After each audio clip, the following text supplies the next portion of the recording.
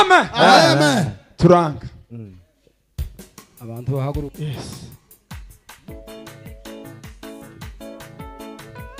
Mungu wa majeshi, wewe umetukuka, dunia yote nzima, zaidi ya wafalme wote, makerubi na maserafi wanaimba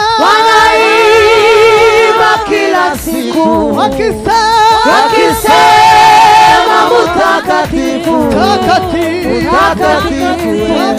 mtakatifu, Mungu wewe, Mungu wa majeshi, wewe umetukuka, dunia yote nzima, zaidi ya wafalme wote, zaidi ya wafalme wote, makerubi ama serafi wanaimba kila siku wakisema mtakatifu, mtakatifu, mtakatifu, Mungu wa majeshi, wewe umetukuka,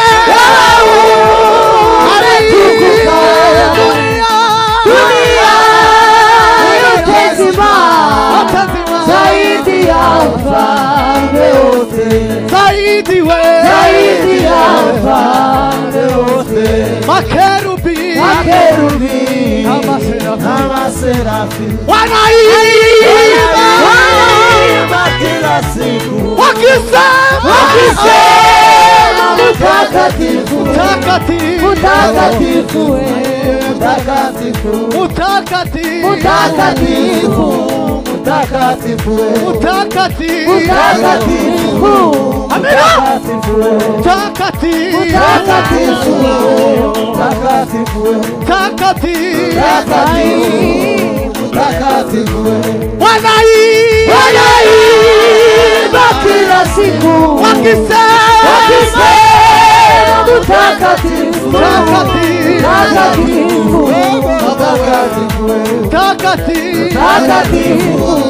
mtakatifu, wanaimba kila siku wakisema mtakatifu, mtakatifu, mtakatifu, hata sisi tukisema mtakatifu, mtakatifu, mtakatifu,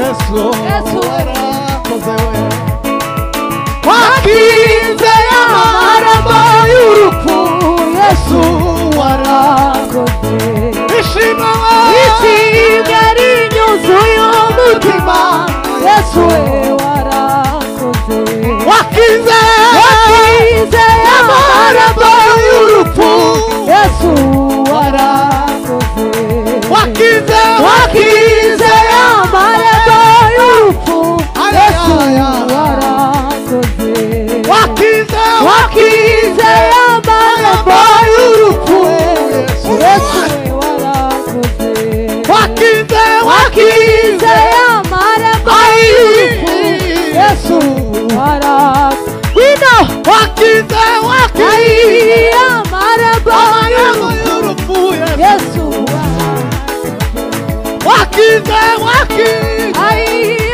amarembo y'urupfu, Yesu warakoze wakize amarembo y'urupfu, Yesu warakoze zamuka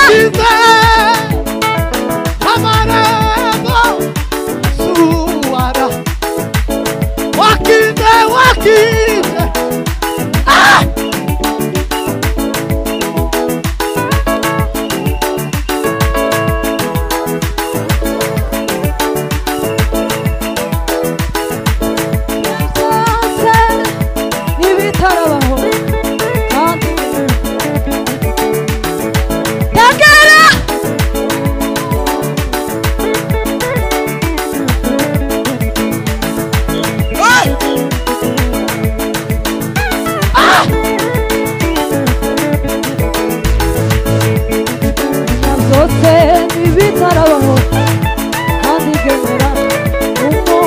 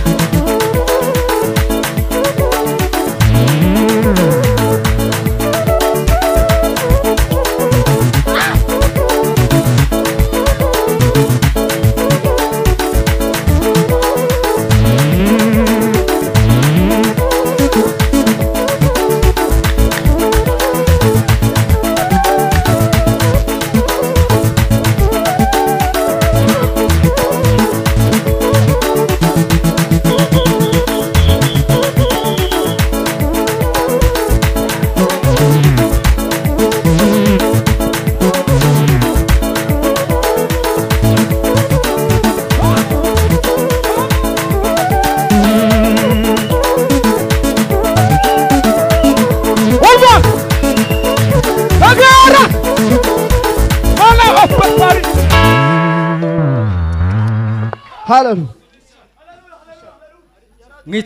mwicare umwanya warangiye. Aeni tafadhali. Iwacu nagaza ngenda amajoro. Kwetu nilikuwa nikitembea usiku. Kagenda manywa. Natembea mchana. Igihe cyose. Daima. Kugira ngo dutaramire Imana. Ili tuweze kumkeshea Bwana. Na hano ntabwo noreka bataramye. Na hapa siwezi acha wakishiriki. Cyane hallelujah. Hallelujah. Habe nubwo batoshira kuri afishi. Hata kama sijawekwa kwenye flyer. Bakampamagara gusa ngo uzoze kuganira. Kuniita na kuniambia njoo kazungumze. Nibyo bizima. Hiyo ndiyo vyema. Ili ya ruguru bagazavuga ngo dufite abavuga butumwa. Huko kwetu walikuwa wanasema tunawahubiri. Ariko tibagazaba kupita kuri afishi. Hawakuwa wanafanya flyer. Kandi bakagenda. Na walikuwa wanaenda. Kandi bakabwiriza. Na walikuwa wanahubiri. Kandi jambo likumvika. Na neno likasikika. Hallelujah. Hallelujah. Ariko ubunyini. Lakini leo ibihe ganiko byabitujana. Nyakati ndivyo zinatupeleka. Ibihe nyine niko byabitujana. Nyakati ndivyo zinatupeleka.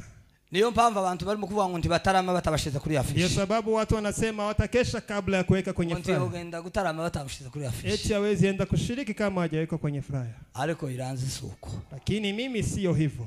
No taramana kazi rimwe. Naweza kesha Jumamosi, kageza kutumwero hadi Jumapili. Ta afishi. Bila kuweka kwenye flyer. Cyane hallelujah. Hallelujah. Hallelujah. Hallelujah. Wa mukugiye. Ile roho imeenda wapi?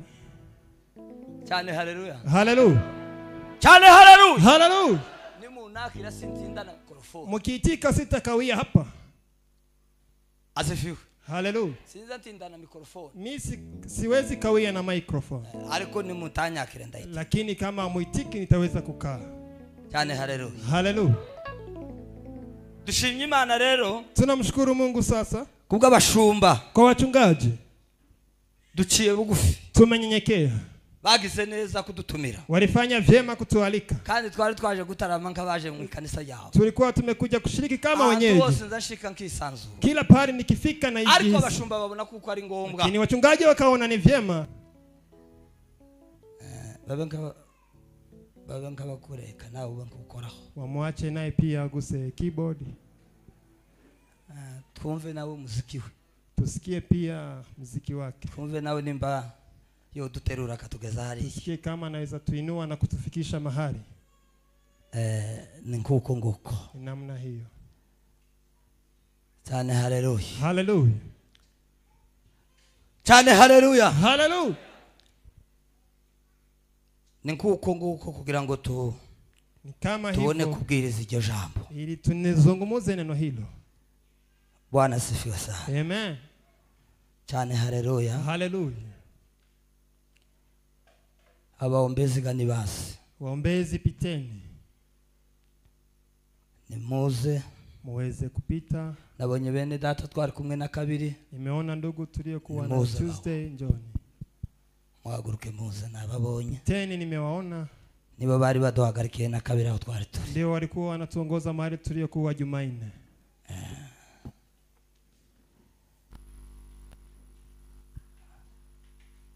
Ngaye gawa. Nimudukandireka. Baririmbye muze gamutufashe. Waimbaji njooni. Churange baze papa. Mana yacu numugenga wibihe imenya byose ibitarabaho kandi genera umuntu wese ibimukiye mugihe cyayo kandi genera we umuntu wese ibimukiye mugihe cyayo. Imana yacu n'umuganga w'ibihe imenya byose ibitarabaho kandi we ari umuntu wese yo ari Imana yacu n'umuganga w'ibihe imenya byose ibitarabaho kandi we ari umuntu wese ibimukiye kandi shimwe ayiwe Imana yacu we n'umuganga w'ibihe imenya byose ibitarabaho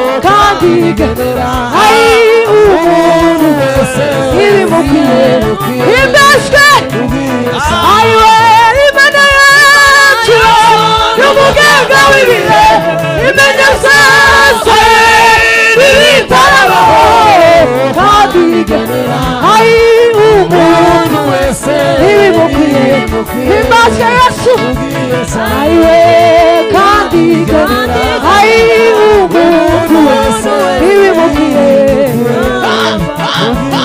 ayiwe Imana yacu n'umuganga w'ibihe imenya byose ibitabo kandi ayi umuntu wese ibimubwiye mu gihe ayiwe kandi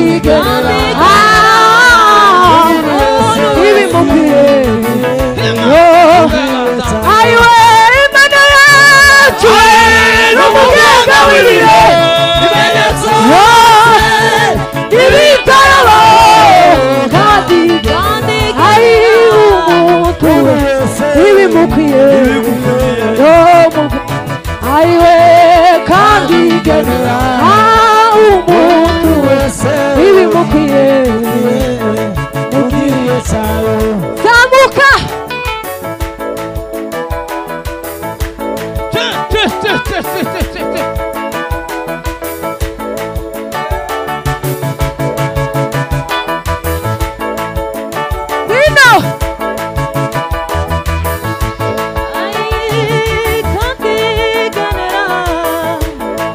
Oh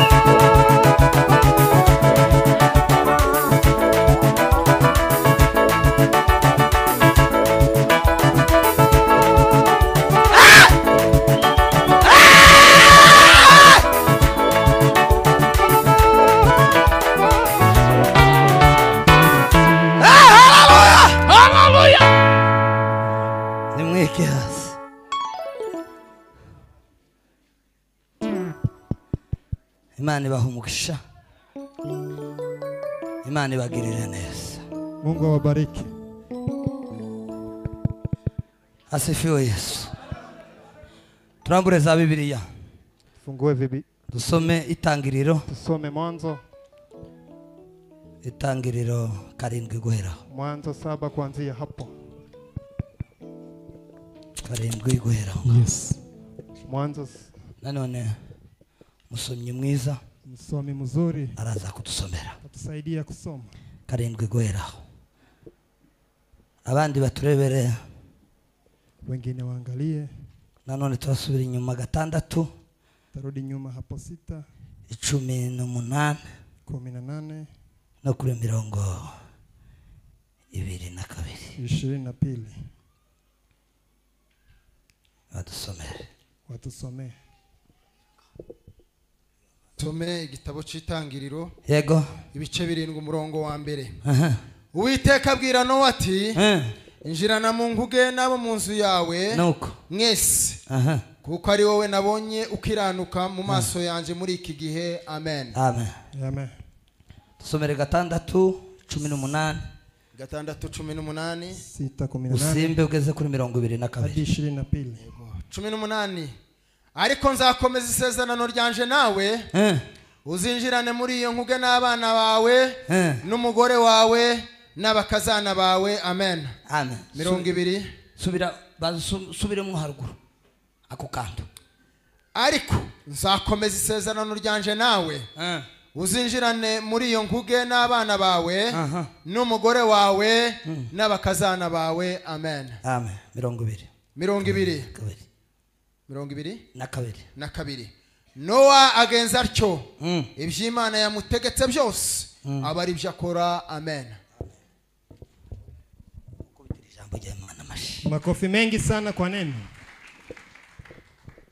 Asifiwe Yesu. Hallelujah. Cyane haleluya. Hallelujah. Kubwo gukomba muda, kwa sababu ya muda, reka tuganire ijambo. Wacha tulizungumuze neno. Cyane haleluya. Hallelujah. Cyane haleluya. Hallelujah. Cyane haleluya. Hallelujah. Biblia ijambo ry'Imana. Biblia neno la Bwana. Mwumvishije ko ritubwiye. Mmesikia namna limetuambia. Aya magambo, haya maneno nayo umukozi w'Imana Nowa. Ni maneno ya mtumishi wa Mungu Nuhu. Nowa yari umukozi w'Imana. Nuhu alikuwa ni mtumishi wa Mungu. Kabakozi b'Imana. Kama watumishi wa Mungu tunao sasa. Kama wachungaji tunao sasa. Batuyoboye none. Mbaye wanatuongoza leo. Baba tujana mwijuru none. Mbaye wanatubeba mbinguni leo. Abo nibo baba dusukuma kugenda. Hao ndio wanatusukuma kwenda. Cyane asifiwe. Hallelujah. Cyane hallelujah. Hallelujah. Abo. Hao nibo baba tujana none. Ndio wanatubeba leo. Nowa yari umukozi w'Imana. Nuhu alikuwa ni mcha Mungu. Cyane hallelujah. Hallelujah. Yakoreye Imana. Aliweza kumtumikia kandi yakoreye Imana ari muzabukuru. Akamtumikia Bwana akiwa mkongwe. Ageza muzabukuru. Akafika ukongweni. Aya magambo twasomye. Haya maneno tumesoma. Aya magambo dusomye hano. Haya maneno tumesoma hapa. Mu gitabo cy'Imana. Katika kitabu cha Bwana. Yatubwiye ngo Nowa. Imetuambia Nuhu. Nowa. Nuhu yavuganye n'Imana.